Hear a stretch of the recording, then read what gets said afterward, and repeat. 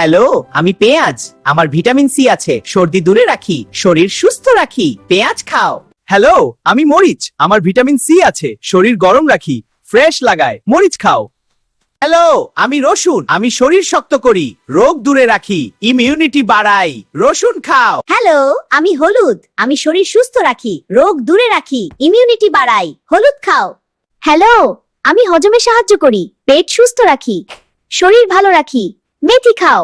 Hello, আমি ধনেপাতা। আমার ভিটামিন সি আছে, হজম ভালো করি, খাবার সুস্বাদু করি। ধনেপাতা খাও। হ্যালো, আমি লবঙ্গ। আমি দাঁত ভালো রাখি, মুখ ফ্রেশ করি, গলা আরাম দেই।